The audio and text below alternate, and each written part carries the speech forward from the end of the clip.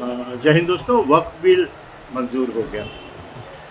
देखिए, मुल्क की 32 रियासतों में वक्फ बोर्ड है। बात होती है कि क्या मुसलमानों के इस वक्फ बोर्ड में हिंदुओं का क्या काम है? क्या फलानी मंदिर में मुसलमानों को उस ट्रस्ट का हिस्सा बनाया जाएगा?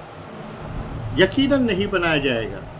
और यकीनन आज भी हमारे ट्रस्ट में किसी हिंदू को शामिल नहीं किया जाएगा। मान लीजिए मिसाल के नाम पर एक हमारे यहाँ किसी मस्जिद का ट्रस्ट है। मस्जिद का ट्रस्ट तो हम बनाते हैं ना, तो इसमें हिंदू आने का सवाल ही नहीं होता।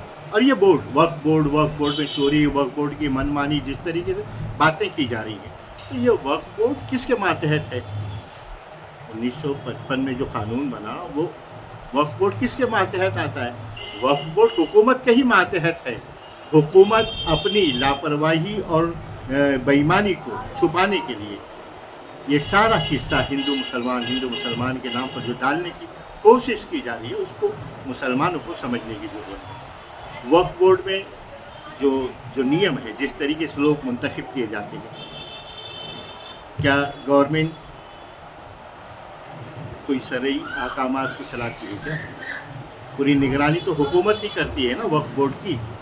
तो ये सारी बातें जो पैदा हो रही, कहीं ना कहीं देखिए, इसमें जो अमल है उस अमल से ज़्यादा चिढ़ाने का अमल है। जिस तरीके मैं ये समझता हूँ कि पार्लियामेंट में इससे पहले हुकूमत में जब बीजेपी की 303 सीटें थी, उस वक्त वक्फ बिल बहुत आसानी से पास हो सकता था।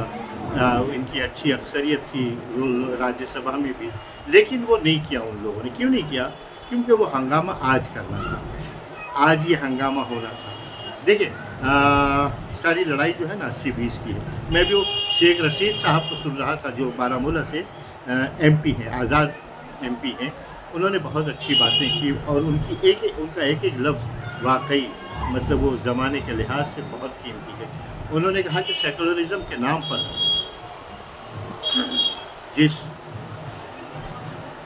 खंजर को मीठे रस में डुबाकर माइनॉरिटी के पीठ में डाला जा रहा था। बीजेपी खुलेआम इसका फ़ायदा उठाती है, हमारी दोस्ती का, हमारी दुश्मनी का, हमारी अदावत का। वजह क्या है? देखिए, 2 दिन तक जो हंगामा होता रहा, सारा विपक्ष 15% की सेकुलरिज्म की लड़ाई लड़ता रहा।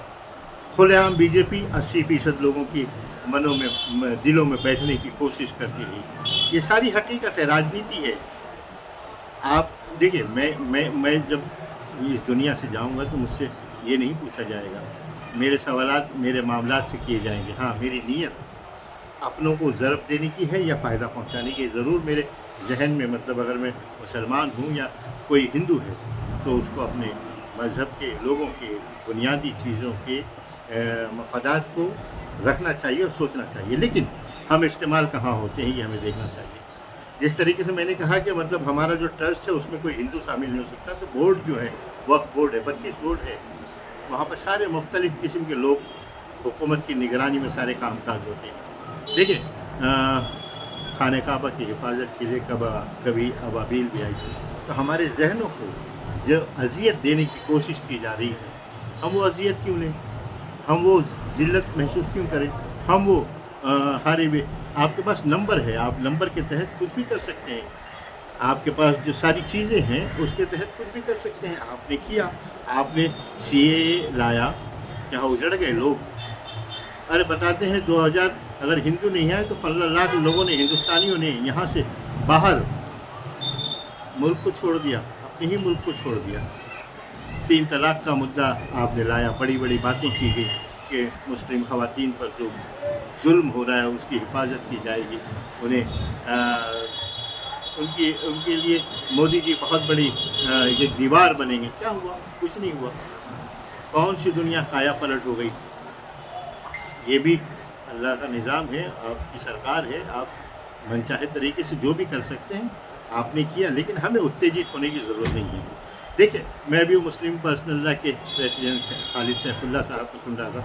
उन्होंने कहा कि हम ज़मीन पर, मुल्क के कोने कोने पर इसके लिए तहरीक चलाएंगे। आप सुप्रीम कोर्ट जाइए, बीजेपी चाहती है कि ये मुद्दा ज़मीन पर गर्म हो।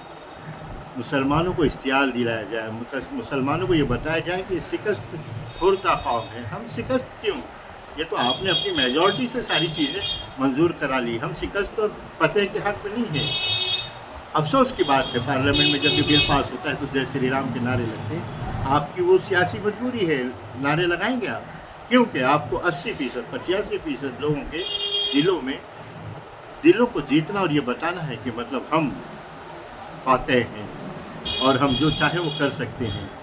आपने अब तक जो भी किया, मैं समझता हूँ, देखिए मैं मिलिंद देवरा जी की तकरीर सुन रहा था, वो तकरीर भी मुझको बहुत अच्छी लगी। उन्होंने बताया कि मोदी जी ने जब 2014 में गवर्नमेंट बनी तो मुसलमानों का सरकारी नौकरियों में 5 पॉइंट कुछ फीसद सरकारी नौकरियों में तनासब था, लेकिन मोदी जी के आने के बाद 8-9% तनासब हुआ वो। तो वो सारी चीज़ें, अच्छा एक चीज़ बीजेपी अंग्रेज़ों की तरह जो वो देखती और सोचती है कि हम ज़मीन पे मुसलमान जब एक दूसरे के साथ होते हैं, शिया सुन्नी बोहरा, कभी अपने आपस में जब लूटने का मकाम आता है तो हम अपने आप को एक समझते हैं और लूटने वाला हमको सब मुसलमान समझकर वो अपने ऐनक से देखता है। लेकिन सरकार ने इस बार पूरी कोशिश की, बोहरा मुस्लिम, शिया मुस्लिम, सुन्नी मुस्लिम, खोजा मुस्लिम, आगा खानी मुस्लिम, ये सब बताने की कोशिश की है।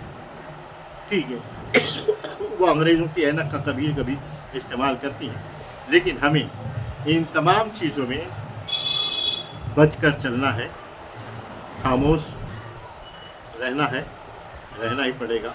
मन में जो हमारी बातें हैं उसको रखना पड़ेगा और सरकार की उस नियत और मनसा। अच्छा, लोग कहते हैं कि ये 15% लोगों की हार है। मेरा तज़िया ये है कि ये 15% लोगों की हार नहीं है। इस 15% लोगों पर हार को दिखाकर 100% लोगों को लूटने का मंसूबा है। तुम इस बिल से खुश हो जाओ, तेल महंगा हो जाएगा, बेरोज़गारी बढ़ेगी, लापरवाही बढ़ेगी, सरकारी ज़मीनों को, ये सारे मंसूबे आपको 15% को खुश करने के, लेकिन इसकी जो मुसीबतें आएंगी वो 100% लोगों पे आएगी।